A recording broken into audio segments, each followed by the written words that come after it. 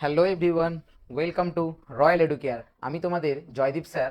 আমি তোমাদের জন্য নিয়ে এসেছি রায় মার্টিনের মডেল কোশ্চেন সেট 1 ক্লাস 9, তাই তো? তাহলে কি ক্লাস 9-এর রায় মার্টিনের সেট তোমরা অলরেডি সকলেই প্র্যাকটিস করা শুরু করে দিয়েছো। কেন, তোমাদের সিলেবাস প্রত্যেকেরই কমপ্লিট। তো আজকে আমরা ফার্স্ট সেটটা খুব সুন্দরভাবে প্রশ্ন উত্তরগুলো কিভাবে তোমরা পরীক্ষার খাতায় আরও সুন্দর করে তুলে ধরতে পারবে সেটা পরপর দেখে নেব। দেখো, সবার প্রথম প্রশ্ন কি রয়েছে?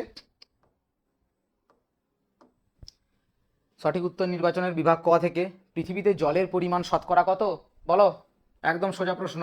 জলের শতকরা পরিমাণ 70.08 ভাগ বা পার্সেন্ট। সৌরজগতের সব থেকে ছোট্ট গ্রহ, সৌরজগতের ছোট্ট গ্রহটার নাম কি? সূর্যের একদম কাছে রয়েছে যে গ্রহটা, কি নাম? বুধ। সৌরজগতের সব থেকে ছোট্ট গ্রহটার নাম বুধ, তাই না? এগুলো তোমরা প্রত্যেকে জানো, খুব সোজা সোজা প্রশ্ন। দেখো, পৃথিবীর কক্ষপথের আকৃতি কেমন? পৃথিবী, আমাদের সূর্য রয়েছে, সূর্যের চারিদিকে ঠিক এইরকম একটা কক্ষপথে, সরি খুব খারাপ হয়ে গেল কক্ষপথটা, একটু ভালো করে আঁকার চেষ্টা করি। আচ্ছা, এটা তো মুছছি, হ্যাঁ। সূর্যের চারিদিকে ঠিক এইভাবে একটা কক্ষপথের উপরে পৃথিবী ঘুরে বেড়ায়, তাই না? তাহলে এই কক্ষপথটা দেখতে কেমন? এই কক্ষপথটা হচ্ছে উপবৃত্তাকার। কক্ষপথটি উপবৃত্তাকার। 21শে মার্চ তারিখ কি হবে? 21শে মার্চ হচ্ছে মহাবিষুব। 21শে মার্চ মহাবিষুব। জলবিষুবের ডেটটা কত? প্রত্যেকে কমেন্ট করো, জলবিষুবের ডেটটা কত? জলবিষুব সেপ্টেম্বর মাসে। কত সেপ্টেম্বর মনে করো, কমেন্টে জানাবে প্রত্যেকে। নেক্সট দেখো, একটি পুনর্ভব সম্পদ হলো, পুনর্ভব সম্পদের নাম। একটা পুনর্ভব সম্পদ, পুনর্ভব সম্পদ কাকে বলে একটু জিজ্ঞেস করি, বলো না সকলে। পুনর্ভব সম্পদ হচ্ছে সেই সকল সম্পদগুলো, যে সম্পদগুলো একবার শেষ হয়ে গেলে আর পুনরায় ফিরে আসে না, তাই না? পুনরায় ফিরে আসে না। যেমন আকরিক লোহা নির্দিষ্ট পরিমাণে রয়েছে আমাদের পৃথিবীতে, যদি শেষ হয়ে যায় আর আমরা পাবো না। একইভাবে কয়লা, কয়লাও শেষ হয়ে গেলে আর পাবো না। খনিজ তেল, এটাও শেষ হয়ে গেলে পাবো না। তাহলে পুনর্ভব, পুনরায় ভরে যাবে কে? সূর্যালোক। পুনর্ভব সম্পদ সূর্যালোক। ধরো আমার বাড়িতে সূর্য রোদ দিয়েছে, আমি যদি সোলার প্যানেল বসিয়ে আজকে সূর্যের রোদটা অনেকটা নিয়ে নিই, তাহলে পরের দিনকে সূর্য উঠবে না? উঠবে, আবার সূর্যকে পাবো। তাই জন্য কি পুনরায় ভরবে যে সম্পদ, তার নাম সূর্যালোক, পুনর্ভব সম্পদ। আকরিক লোহা উত্তোলনে ভারতের স্থান বিশ্বে কততম? আকরিক লোহা উৎপাদনে ভারতের বিশ্বের স্থান হচ্ছে চতুর্থ স্থান। কত স্থান? চতুর্থ। পরবর্তী প্রশ্ন দেখো, বিভাগ গ খ থেকে। শুদ্ধ অশুদ্ধ। বস্তু নয়, বস্তুর কার্যকারিতাই হলো সম্পদ। সম্পদ চ্যাপ্টার শুরুতেই জিমারম্যানের একটা বক্তব্য আমরা পড়েছিলাম, কি কোনো বস্তুকে সম্পদ আমরা বলতে পারি না। যেমন এই যে বোর্ডটা, স্মার্ট বোর্ডটা দেখছো, যেখানে তোমাদের ক্লাস হচ্ছে, এটার অনেকটা মূল্য রয়েছে, তাই না? তাহলে এটা তো একটা সম্পদ, এটা একটা সম্পদ। কিন্তু এটাকে আমরা সম্পদ, যদি ধরো এই স্মার্ট বোর্ডটা আজকে কাজ করছে, তোমাদেরকে আমি পড়াতে পারছি, এগুলো দেখাতে পারছি, তাই স্মার্ট বোর্ডটা সম্পদ। যদি এই স্মার্ট বোর্ডটা কাজ না করে, তাহলেও কি আমি এই স্মার্ট বোর্ডটাকে সম্পদ বলবো? ধরো এর সফটওয়্যারে কোনো একটা প্রবলেম আসলো, স্মার্ট বোর্ডটা কাজ করলো না, আমি কি সম্পদ বলতে পারি এটাকে? বলবো না। একইভাবে প্রত্যেকটা ক্ষেত্রে, প্রতিটা জিনিস, ধরো তোমাকে আমি কিছুটা টাকা দিলাম, 10,000 15,000 টাকা, যে টাকাটা তোমাকে কেউ এইরকম একটা শর্তে দিল যে এই টাকাটা তুমি জীবনের যেরকম সমস্যায় পড়ো না কেন ব্যবহার করতে পারবে না। যদি আমি কাজে লাগাতে না পারি, সেরকম কোনো বস্তুকে আমি নিজের কাছে রাখার ইচ্ছে প্রকাশ করব কি? করব না। তাই জন্য কি বস্তু নয়, বস্তুর কার্যকারিতাই হচ্ছে সম্পদ। তাহলে উত্তরটা একদম সঠিক। নেক্সট, মরু অঞ্চলের 6 মাস দিন ও 6 মাস রাত্রি। শব্দটার দিকে লক্ষ্য দাও। মরু অঞ্চলে, আমরা জানি আমাদের পৃথিবীর ঠিক দুটো মেরুতে, এই অঞ্চল, এই অঞ্চলে, এই দুটো মেরু অঞ্চলে আমাদের 6 মাস দিন এবং 6 মাস রাত্রি হয়। কিন্তু এখানে কি বলেছে? মরু অঞ্চলে দিন রাত্রি 6 মাস হবে না। তাহলে উত্তরটা ভুল হয়ে গেল। পৃথিবীর নিরক্ষীয় প্রদেশ কিছুটা চাপা, সরি এটা চাপা পড়ে গেছে, চাপার কথাটাই চাপা পড়ে গেছে, তাই না? আচ্ছা, কিছুটা চাপা। পৃথিবী দেখতে কীরকম? পৃথিবী ঠিক এমনি, তাই না? তাহলে আমরা কি পড়েছি? পৃথিবীর নিরক্ষীয় অঞ্চল কিছুটা স্ফীত, দুটো যে মেরু অঞ্চল, সেই মেরু অঞ্চলগুলো কি হয়েছে? চাপা। তাহলে এখানে কথাটাতে কি বলেছে? পৃথিবীর নিরক্ষীয় প্রদেশ কিছুটা চাপা। এটা কি ঠিক হবে? হবে না। তাহলে এটাও ভুল, তাই না? এটাও ভুল। পরবর্তী স্লাইডে যাব আমরা। কি বলেছে দেখো, মহাকাশ থেকে পৃথিবীকে ড্যাশ রঙের দেখায়। কি রঙের? আমরা পৃথিবীর বিভিন্ন ছবি দেখেছি, ফোনে দেখেছি, অন্য কোথা থেকে। ওই ছবিগুলো কোথা থেকে তোলা হয়? মহাকাশ থেকে তোলা ছবি, তাই না? কিছুগুলো ছবি আমাদের যে কৃত্রিম উপগ্রহগুলো মহাকাশে ভাসছে, সেই উপগ্রহ থেকে তোলা ছবি। পৃথিবীকে কি রঙের দেখায়? আমি কলমটা যে রঙের লিখছি সেই রঙের, তাই তো? কি রঙের? নীল রঙের। ড্যাশ রেখায় পৃথিবীর আবর্তন গতিবেগ সর্বাধিক। পৃথিবীর আবর্তন গতিবেগ, পৃথিবী কি করছে ঠিক এই বরাবর পূর্ব থেকে পশ্চিমে না পশ্চিম থেকে পূর্বে, পশ্চিম থেকে পূর্বে পৃথিবী ঘুরছে। কোথায় ঘুরছে? সূর্যের চারিদিকে ঘুরতে ঘুরতে নিজের অক্ষের চারিদিকেও ঘুরছে। আর এর আবর্তন বেগটা সব থেকে বেশি কোথায়? এই মাঝের রেখাটা, যার নাম হচ্ছে 0 ডিগ্রি। রেখাটার নাম তোমরা লিখবে নিজেরা, কি রেখায়? নিরক্ষর রেখায় পৃথিবীর আবর্তন গতিবেগ সব থেকে বেশি হয়। বায়ু প্রবাহ এক ধরনের ড্যাশ সম্পদ। বায়ু প্রবাহ কি সম্পদ? প্রাকৃতিক সম্পদ। আর প্রাকৃতিক সম্পদ তো অবশ্যই, অন্য কি সম্পদ হবে? বায়ু প্রবাহ সব হচ্ছে সর্বত্র লভ্য সম্পদ, সর্বত্র লভ্য সম্পদ, তাই না? দেখো, ভারত সরকার ড্যাশ সালে এনটিপিসি গঠন করে। ভারত সরকার কত সালে এনটিপিসি গঠন করে? এনটিপিসি, আচ্ছা একটা কাজ থাকলো, এনটিপিসির ফুল ফর্ম কি? এনটিপিসির ফুল ফর্মটা কমেন্টে আমাকে সকলকে জানাতে হবে। এনটিপিসি ভারত সরকার কত সালে, কত সালে, আমি সালটা লিখে দিচ্ছি, 1975 সালে ভারত সরকার এনটিপিসি স্থাপন করে, তাই তো? তাহলে এনটিপিসিটা তোমাদের কমেন্টে লিখে জানাতে হবে। এনটিপিসির ফুল ফর্মটা তোমাদের প্রত্যেকের বইতে রয়েছে, তোমরা পড়েছো প্রত্যেকে, তাই তো? দেখো, পরের কোশ্চেনে চলে যাব।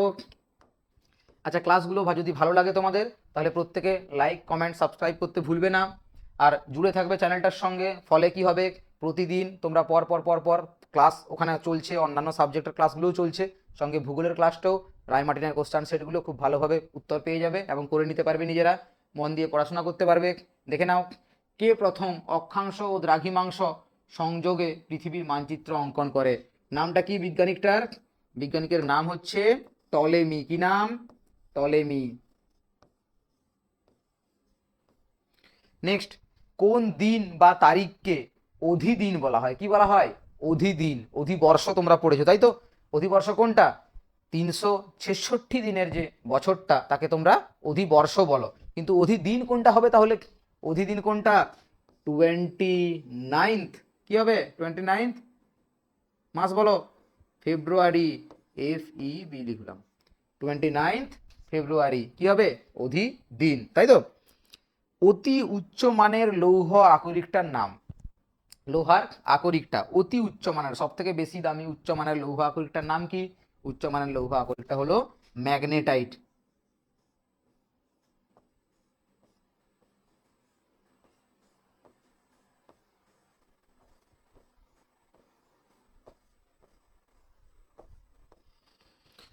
পরের কোশ্চেন, জিমারম্যান কোন দেশের ভৌগোলিক? জিমারম্যান হচ্ছে জার্মানের ভৌগোলিক। কোন দেশের?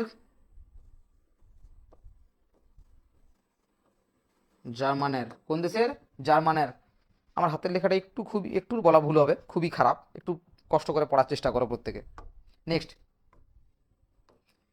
কি বলেছে? অতি সংক্ষিপ্ত উত্তর, 2 নম্বরের প্রশ্ন। জিপিএস এর সম্পূর্ণ অর্থ কি? জিপিএস এর সম্পূর্ণ অর্থ, GPS, G for global, P for positioning, S for system. GPS এর সম্পূর্ণ অর্থ গ্লোবাল পজিশনিং সিস্টেম, তাই না? কি হয়, কি হয় জিপিএস দ্বারা? পৃথিবী রয়েছে, পৃথিবীর ওপরে আমরা অনেকগুলো দ্রাঘিমা রেখা, অনেকগুলো অক্ষরেখা এইভাবে কল্পনা করে থাকি। আর এই অক্ষরেখা দ্রাঘিমাগুলো রেখাগুলোকে ব্যবহার করে আমরা কি করি? পৃথিবীর কোনো একটা পার্টিকুলার স্থানের অবস্থান নির্ণয় করি, তাই না? আর এই অবস্থান নির্ণয়ের জন্য ব্যবহৃত যে প্রসেসটা, যে সিস্টেমটা, সেই সিস্টেমটার নাম হচ্ছে আমাদের গ্লোবাল পজিশনিং সিস্টেম বা জিপিএস, তাই না? এই জিপিএস এর ব্যবহারগুলো দেখো নিচে পরপর দেওয়া রয়েছে। এক, যানবাহন চলাচলে ব্যবহৃত হয়। আমরা জিপিএস দ্বারা দেখি আমরা কোন দিকে যাচ্ছি, রাস্তায় কোথায় পৌঁছেছি, কোন জায়গায়, এটা আমরা প্রত্যেকে ব্যবহার করি, তাই না? নেক্সট দেখো, দুর্যোগ বিপর্যয় অবস্থায় উদ্ধার কার্যের জন্য কোন অঞ্চলে দুর্যোগ হয়েছে, কোথায় বিপর্যয়টা ঘটেছে, সেই অঞ্চলটাকে যখন আমরা ভালো করে পৃথিবীতে চিহ্নিত করতে পারি, তখন আমরা সেই পার্টিকুলার লোকেশনটাকে পৌঁছে গিয়ে উদ্ধার কার্যের সুবিধা হয়, তাই না? সরকারের উদ্ধার কার্য করতে কাজে লাগে। তাহলে দুর্যোগ বিপর্যয়ের অবস্থায় উদ্ধার কার্যে ব্যবহৃত হয়। জমি জরিপের জন্য, মানচিত্র প্রস্তুতের জন্য জিপিএস এর দ্বারা মানচিত্র প্রস্তুত করা, জমি জরিপ করা, এগুলোও হয়ে থাকে। প্রতিরক্ষা, আমাদের যে কমান্ডো ফোর্স, আমাদের যে আর্মি ফোর্স, এরা প্রত্যেকে জিপিএসকে ব্যবহার করে থাকে আমাদের দেশের প্রতিরক্ষার জন্য, তাই তো? নেক্সট দেখো কি বলেছে, অথবার কোশ্চেন, পৃথিবীর নিম্নতম স্থানের নাম কি, তার গভীরতা কত? পৃথিবীর উচ্চতম স্থানের নাম হিমালয় পর্বতের মাউন্ট এভারেস্ট, পৃথিবীর উচ্চতম অংশ, তাই না? একইভাবে পৃথিবীর নিম্নতম যে অংশটা, তার নাম কি? পৃথিবীর নিম্নতম অংশের নাম কি লেখা রয়েছে? প্রশান্ত মহাসাগরে অবস্থিত মারিয়ানা খাতের চ্যালেঞ্জার ডেপথ। তাহলে গভীরতম অংশটা কি? ওখানে যেমন আমরা বলছিলাম হিমালয় পর্বতের মাউন্ট এভারেস্ট শৃঙ্গটা, একইভাবে এখানেও মারিয়ানা খাতের কোন জায়গাটা? চ্যালেঞ্জার ডেপথ, যার গভীরতা 11,033 মিটার। 11,033 মিটার। আচ্ছা, এখানে বলে রাখি একটা কথা, এই মানটা তোমাদের বিভিন্ন বইতে বিভিন্ন রকম দেওয়া আছে। দেখো এগুলো অ্যাপ্রক্স মান, অর্থাৎ আমরা এই মানগুলোর সব আগে একটা শব্দ ব্যবহার করি, প্রায় এত কিমি, প্রায় এত মিটার, তাই না? তো প্রায় তুমি এই মানটা লিখতে পারো, ঠিক আছে? নেক্সট পরবর্তী প্রশ্নে চলে যাব আমরা। দেখো কি রয়েছে, অপসুর অনসুর কাকে বলে? তোমাদের খুবই একটা প্রয়োজনীয় এবং ইম্পর্টেন্ট প্রশ্ন, যেটা তোমরা প্রায় পড়েছো, প্রত্যেকে জানো। অপসুর অনসুর, দেখো এখানে সূর্য আর পৃথিবীর সেই উপবৃত্তাকার কক্ষপথের ছবি রয়েছে, তাই না? উপবৃত্তাকার কক্ষপথের এখানে দেখো দেখানো হয়েছে, যখন পৃথিবী ঠিক এই রকম পজিশনে অবস্থান করে তখন সূর্য থেকে পৃথিবীর দূরত্ব অনেক বেশি হয়ে যায়, দেখো অনেক বেশি, তাই না? একইভাবে যখন পৃথিবী এখানে অবস্থান করে তখন সূর্য থেকে পৃথিবীর দূরত্বটা অনেক পাশে হয়ে যায়। এই দূরের দূরত্বটাকে কি বলে? অপসুর অবস্থান বলে। কি অবস্থান বলে? অপসুর। আর এই পাশের দূরত্বটাকে অনুসুর বলে। অনুসুরের তারিখ কত? 3 জানুয়ারি। দূরত্ব কত? 14,70,00,000 কিমি। এবং এখানে অপসুরের 4 জুলাই 15,20,00,000 কিমি। ছবিটা দেখতে পাচ্ছ প্রত্যেকে? দেখো মন দিয়ে ছবিটা ভালো করে। এগুলো বরং মুছে দিচ্ছি আমি। নেক্সট কি বলেছে? তাহলে পৃথিবীর উপবৃত্তাকার কক্ষপথের পরিক্রমণকালে সূর্য থেকে পৃথিবীর সর্বাধিক দূরত্ব 15,20,00,000 কিমি অবস্থানকে বলা হচ্ছে অপসুর, এবং সর্বনিম্ন দূরত্ব 14,70,00,000 কিলোমিটারকে বলা হচ্ছে অনুসুর। কাছের অবস্থান অনুসুর, দূরের অবস্থান অপসুর। নেক্সট, রবি মার্গ কি? দেখো সূর্যের আপাত বার্ষিক গতিতে, সূর্যের আপাত বার্ষিক গতি বলতে কোনটা? দেখো ধরো আমরা কি করি, আমরা এখানে বড় করে পৃথিবীর একটা ছবি আঁকলাম। এই পৃথিবীর দুটো মেরু প্রদেশ, এবারে এখানে একটা রেখা, এখানে একটা রেখা, এই মিডিলে একটা রেখা, এর মান 0 ডিগ্রি, এর মান 23/½ ডিগ্রি নর্থ, এর মান 23/½ ডিগ্রি সাউথ, সরি, তাই তো?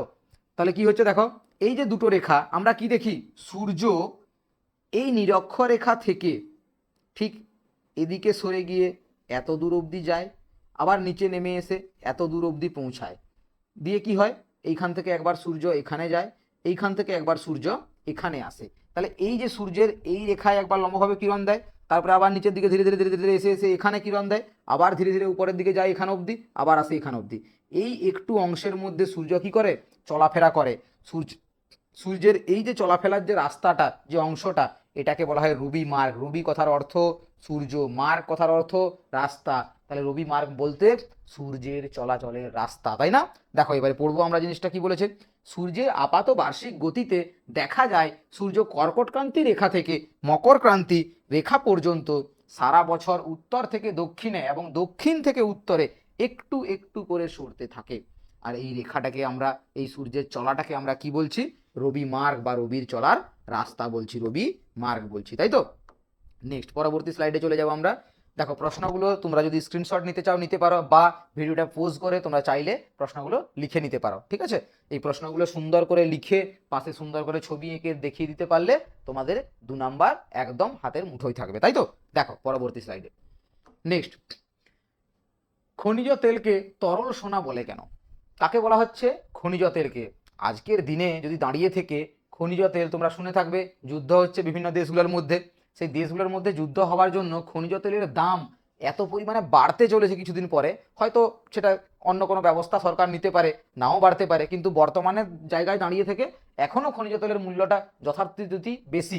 আর সেই খনিজ তেলের মূল্যের জন্য আমাদের বাজারে জিনিসপত্রের মূল্যও বেড়ে যায়। তাহলে এই খনিজ তেল কি বলেছে, বর্তমান বিশ্বের পরিবহন ব্যবস্থা ও অন্যান্য প্রয়োজনে খনিজ তেলের ব্যবহারিক গুরুত্ব ও অর্থনৈতিক মূল্যের কারণে। কিসের জন্য? খনিজ তেলের ব্যবহারিক গুরুত্ব এবং অর্থনৈতিক মূল্য এর অনেক বেশি, অনেক দামি জিনিসটা, তাই তো? তাই জন্য একে কি বলা হচ্ছে? তরল সোনা বলা হচ্ছে। খনিজ তেলকে কি বলা হচ্ছে? তরল সোনা। ঠিক সোনা যেমন মূল্যবান, একইভাবে খনিজ তেল মূল্যবান। সোনার আবরণটা আমি গায়ে নাও পরে থাকতে পারি, নাও ব্যবহার করে থাকতে পারি, কিন্তু ভেবে দেখো আজকের দিনে পরিবহন ব্যবস্থা এই খনিজ তেলকে ছাড়া কি চলতে পারে? কিছু কিছু 4টা ইভি চলে মানছি, কিন্তু পুরো পরিবহন ব্যবস্থাকে আমি যদি দেখতে যাই তাহলে এই খনিজ তেল একটা অতি আবশ্যিক উপাদান আমাদের কাছে। তাই জন্য একে কি বলছি আমরা? তরল সোনা বলছি এর মূল্যের জন্য। নেক্সট অথবাতে কি রয়েছে, জলবিদ্যুৎকে সাদা কয়লা। দেখো তাহলে এখান থেকে দেখো শর্ট প্রশ্নও আছে, কিরকম প্রশ্ন পড়ে, তরল সোনা কাকে বলে, উত্তর হয়ে যাবে আমার খনিজ তেলকে। নেক্সট সাদা কয়লা কাকে বলে, উত্তর হয়ে যাবে জলবিদ্যুৎকে, তাই না, সাদা কয়লা জলবিদ্যুৎ। তাহলে দেখো জলবিদ্যুৎকে সাদা কয়লা বলা হয় কেন, দেখবো আমরা। তাপবিদ্যুৎ শক্তির মূল উপাদান তাপবিদ্যুৎ শক্তির মূল উৎস যেমন কয়লা, যার রং কালো, ঠিক একইভাবে বর্তমানে জলবিদ্যুতের চাহিদা ও ব্যবহারের দিক দিয়ে বিচার করে একে তাপবিদ্যুৎ শক্তির বিকল্প রূপে দেখা হয়েছে, তাই জন্য একে সাদা কয়লা বলা হচ্ছে।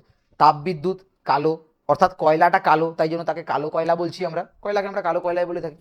একইভাবে জলবিদ্যুৎ আজকে বিদ্যুতের একটা পরিপূরক বললে চলে, তাপবিদ্যুতে, তাই না, তাপবিদ্যুতের একটা পরিপূরক, অর্থাৎ কয়লার একটা পরিপূরক রূপে জলবিদ্যুৎ ব্যবহৃত হচ্ছে, তাই জন্য জলবিদ্যুৎকে আমরা সাদা কয়লা বলছি। কি বলছি, সাদা কয়লা রূপে আখ্যা দিচ্ছি, সাদা কয়লা বলছি। নেক্সট পরের স্লাইডে যাব, দেখে নাও 3 নম্বরের প্রশ্ন, সংক্ষিপ্ত উত্তর দাও, অপ্রচলিত শক্তির অসুবিধাগুলো। কোন শক্তি, অপ্রচলিত। আচ্ছা এর আগে বলি প্রচলিত শক্তি কোনটা, অপ্রচলিত শক্তি কোনটা। প্রচলিত শক্তি হচ্ছে যার ব্যবহার আমরা দিনের পর দিন ধরে বহু বছর ধরে করে এসেছি, তাদেরকে আমরা বলছি প্রচলিত শক্তি। যেমন তাপবিদ্যুৎ, যেমন বর্তমানে জলবিদ্যুৎ, এছাড়াও আমরা গ্যাস, যেটা তোমার খনি মানে বলতে পারি আমরা, প্রাকৃতিক গ্যাস বলতে পারি, পারমাণবিক বিদ্যুৎ কিছুটা। তাহলে এই যে শক্তিগুলো, এগুলো কি আমাদের কাছে প্রচলিত। কিন্তু ভেবে দেখো ভূতাপ শক্তি, বায়ু শক্তি, আজকের দিনে সৌরশক্তিও কিছুটা, এগুলো কি আমরা খুব বেশি দিন বহুকাল থেকে ব্যবহার করে আসিনি, তাই না। তাহলে প্রচলিত শক্তি কোনগুলো আর অপ্রচলিত শক্তি কোনগুলো জানলে তোমরা, নামগুলোও বললাম। এবারে দেখো অপ্রচলিত শক্তির অসুবিধাগুলি। এই অপ্রচলিত যে শক্তিগুলো প্রচলিত নয়, সেই শক্তির কি কি অসুবিধা রয়েছে।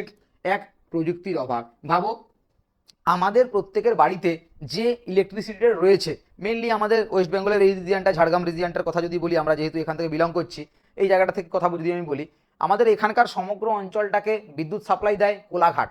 কে দেয়, কোলাঘাট তাপবিদ্যুৎ কেন্দ্র থেকে আমাদের বিদ্যুৎটা আসে।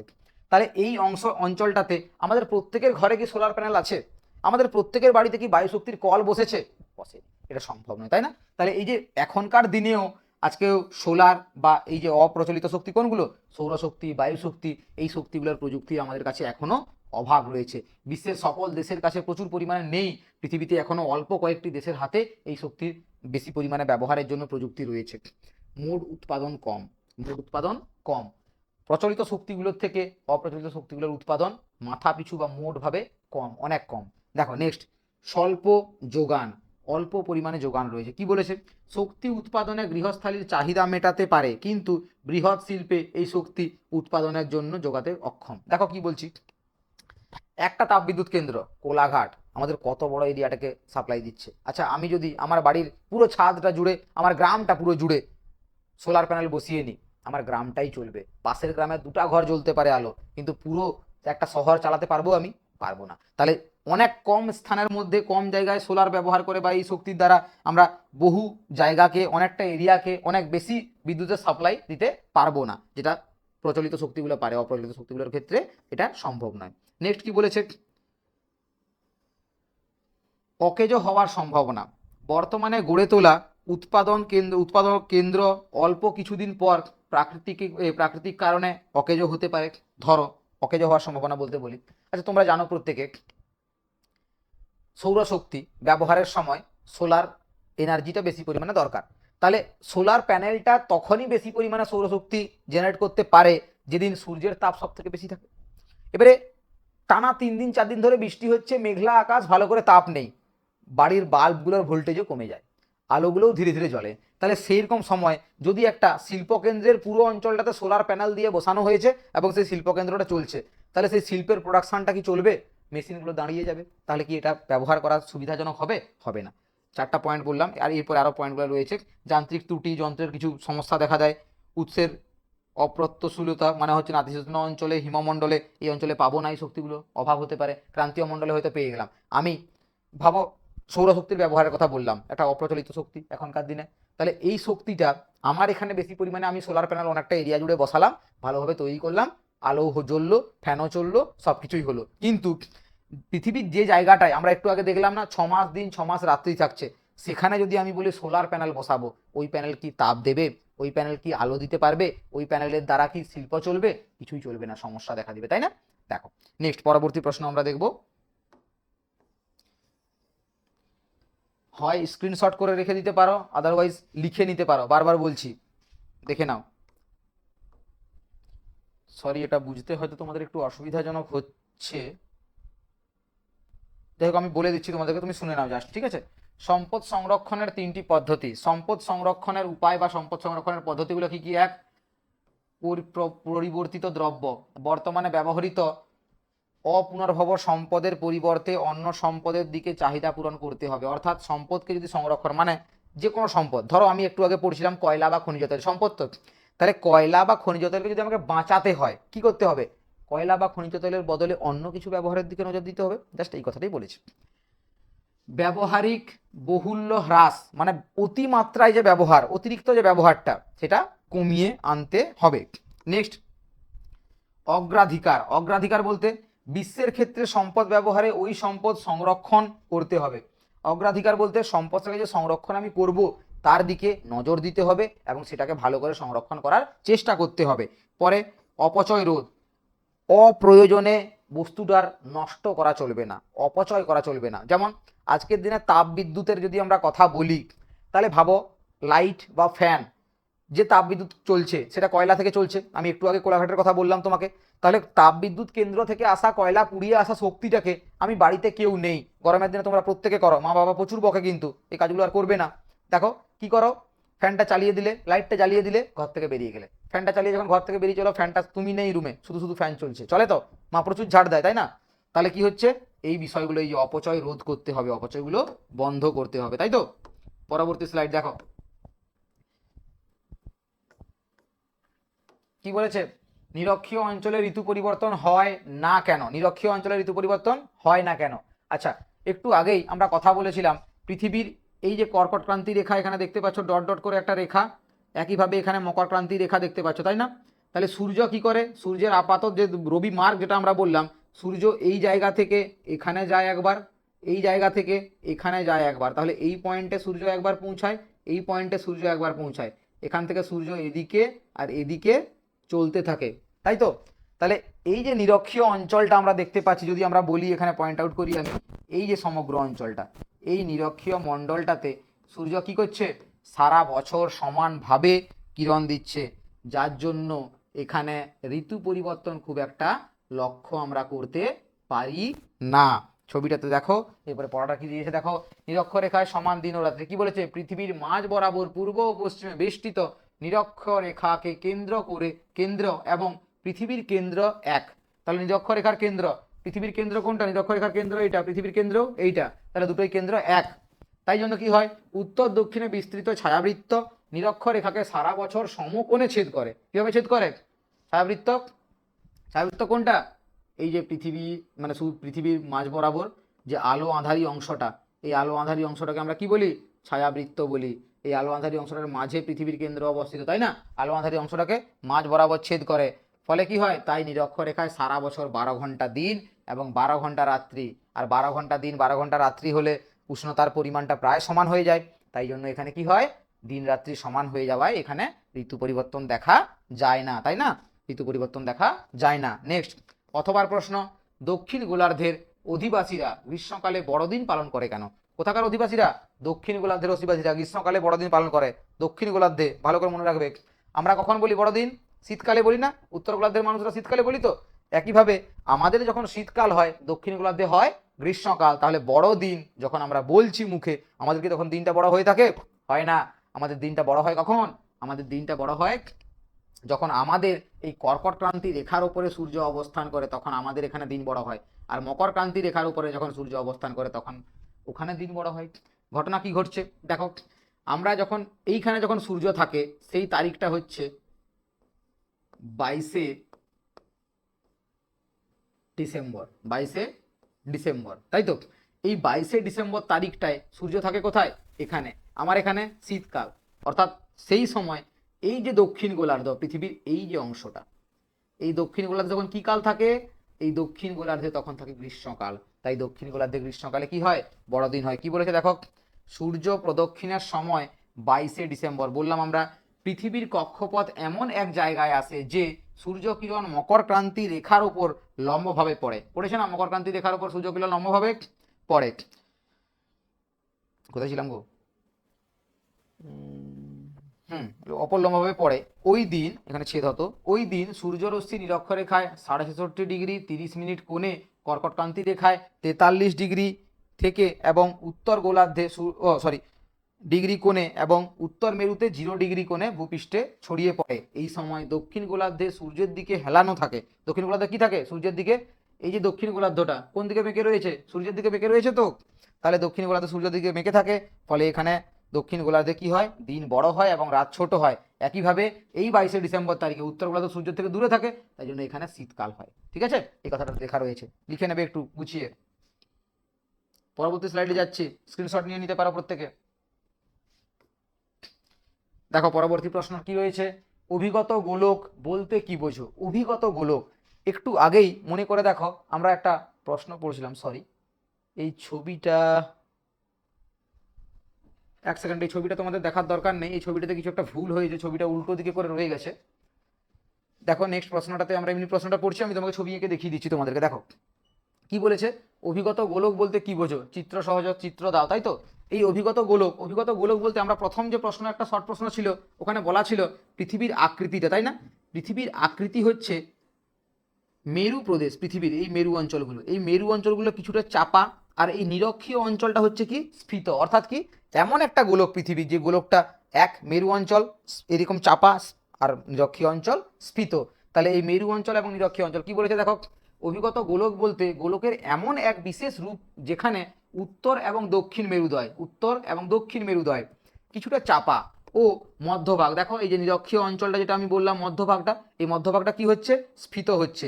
এই অংশটাকে বলা হচ্ছে পৃথিবীর এই ধরনের যে আকৃতিটা, এই আকৃতিটাকে বলা হচ্ছে অভিগত গোলক আকৃতি। পৃথিবীর কি আকৃতি? অভিগত গোলক আকৃতি। নেক্সট প্রশ্ন দেখো, আচ্ছা ছবিটা ঠিক এরকম একটা ছবি আঁকবে, যে জাস্ট নামগুলো দেবে, যে এখান থেকে এর দূরত্বটা দেবে, এদিক থেকে এদিকের দূরত্বটা দেবে, দিলেই হয়ে যাবে। ঠিক আছে, দেখো নেক্সট পরবর্তী স্লাইডে যাচ্ছি।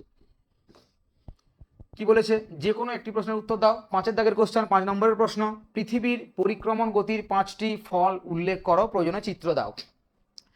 এখানে 5টা পয়েন্ট আমি রেখেছি, আমি পয়েন্টগুলো ডিসকাস করছি, তোমরা একটু গুছিয়ে ক্লাসটা শোনার পরে লেখার চেষ্টা করবে, বইয়ের হেল্প প্রয়োজনে নিতে পারো। দেখো পৃথিবীর পরিক্রমণ গতির ফলে ঘটা প্রধান যে 5টি ঘটনা, সেগুলো কি হচ্ছে? এক, দিন ও রাত্রির দৈর্ঘ্যের হ্রাস বৃদ্ধি,